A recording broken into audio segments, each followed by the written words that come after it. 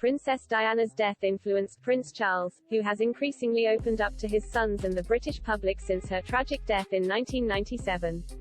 Lady Julie Montagu claimed the Prince of Wales and his late former wife had a very strong co-parenting relationship before her death for their son's growth. Prince Harry and Prince William are quite balanced, due to Prince Charles' evolved fatherly affection who really stepped up when they needed him the most.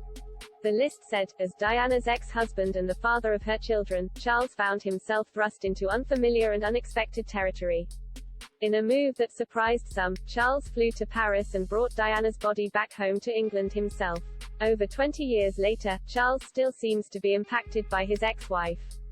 In May 2021, it was reported that Charles intends to turn the private homes of the members of the royal family into publicly accessible spaces. As a source told the Sunday Times, the prince wants to bring people in to connect with the institution. He recognizes it needs to keep evolving. Despite the fact that their marriage ended in separation, allegations of infidelity, and ultimately divorce, many sources have noted that Prince Charles and Princess Diana were able to co-parent their sons quite well. Expert Emma Cooper told Us Weekly that when it came to co-parenting, the exes just made it work. Charles and Diana had no problems bringing up their children together, whether they were together or apart, and you can see in the sort of deep love that their sons have for both of them.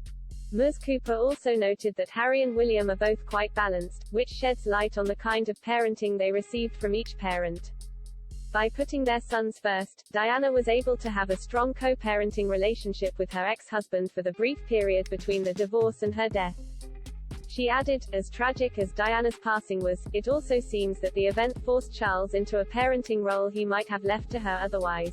Julie Montagu, a royal expert, explained in The Queen and Prince Charles, Mother and Son how Charles had to learn to be a dad in a new way.